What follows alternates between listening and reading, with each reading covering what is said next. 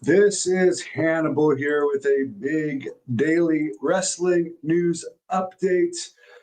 The big news of the day, well, there is a little bit bigger, but Linda McMahon's attorney has confirmed to the Washington Post that she and Vince are, quote, currently separated.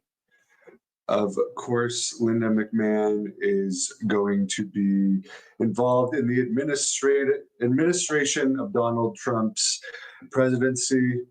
She will be overseeing education. She'll be the Secretary of Education.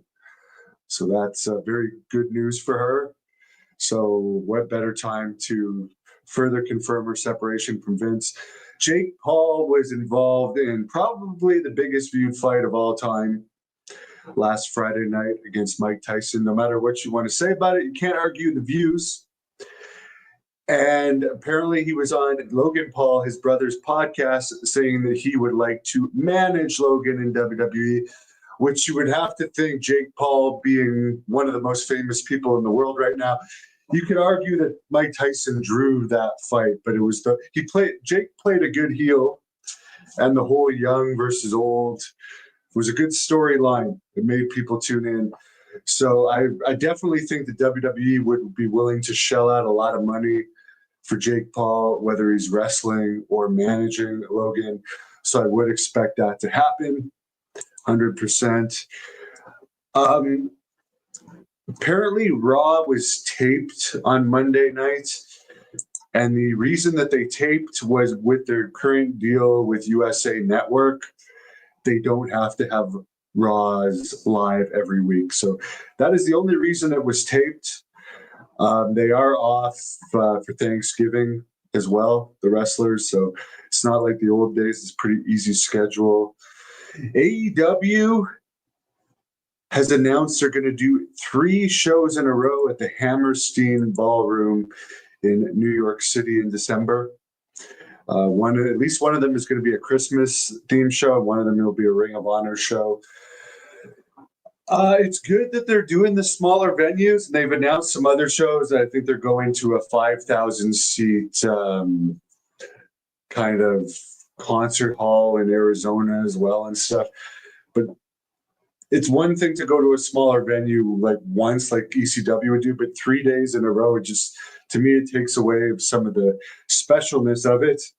But they'll have probably a packed house for those days because you only need 1,000 or so to make that venue look big. By the way, Josh Alexander, who is going to be a free agent soon, I did do an interview with him a couple weeks ago in Albany. According to Dave Meltzer, he's more than likely going to AEW than WWE when his contract expires, just for the fact that if WWE had any interest in him, he's not like the guys like Joe Hendry and Jordan Grace that they have been using from TNA with their working relationship. For whatever reason, they haven't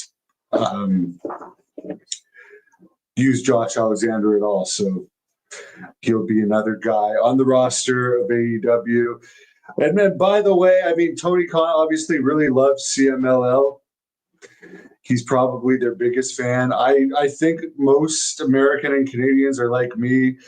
Your average fan does not care about CMLL. He was on a podcast in Chicago today talking about his love for CMLL and wanting to put on a show at Arena Mexico, where I'm sure Arena Mexico is drawing really well these days. Tickets are nowhere near the price of American tickets, but it's just weird to me that he's in Chicago and promoting CMLL and not talking more about the people in his company that he's paying millions to, that have a greater mass appeal than the Mexican acrobats, which I think were at their peak in interest here in the 90s in WCW, when it was still new and like the Lucha Libre wasn't as overexposed as it is now.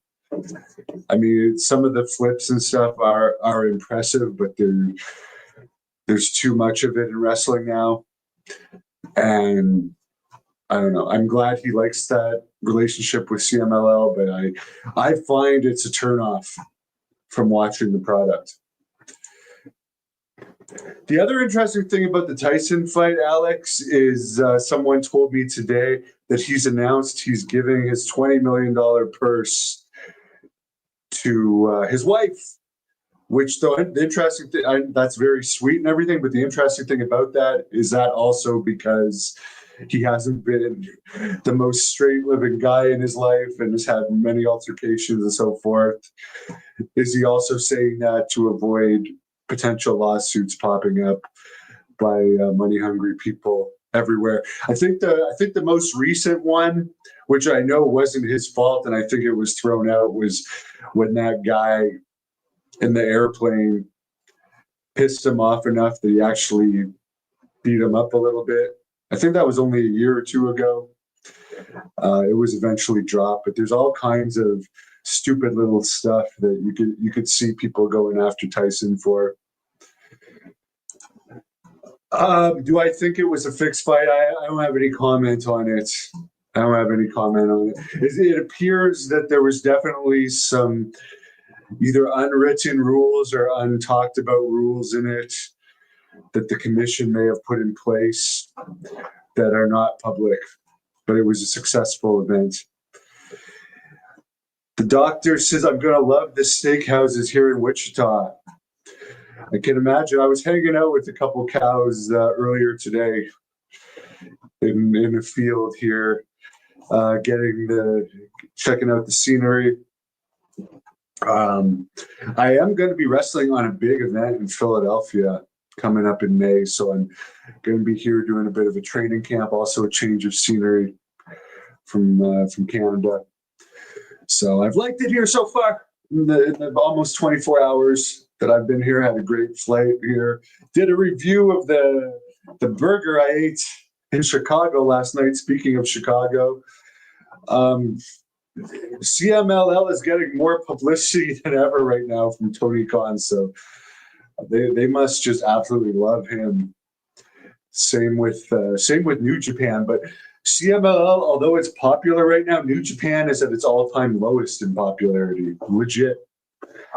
But Tony Khan seems to not only still be pushing the hell out of New Japan and hiring, like one of the reasons that it's down is he's hiring all of their better wrestlers for AEW. He's still sharing them, but the business there is lower than ever.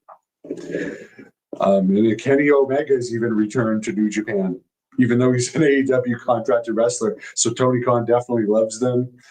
But to me, it's like, why keep pushing New Japan down our throats? It's a company nobody's interested in right now. The last peaks that it had was when AJ Styles was champion. And by the way, I did pin him 2 times in one night in 2014 when he was still IWGP champion. So you could call me the uncrowned champion. And when the Young Bucks and Omega were having their latest run in New Japan before AEW went in and took over. But anyways, I don't get it, but it's his money. He can do whatever he wants. But the company will be around as long as he wants. But as I reported on the weekend, their next TV deal, which starts in 2025 and could be as short as 3 years, if they don't turn things around in the next 2-ish years, they're not going to be getting as good of a TV deal next time because everything's dropping. They just hit another all-time low for Rampage on Friday, but it seems to be like they want to keep going down that same path of CMLL, New Japan, wrestlers being advertised and not showing up at live events and so forth. Hopefully it changes. They are going to smaller arenas. Hopefully that changes the atmosphere rather than going to these 20,000 seat arenas that are 10% full.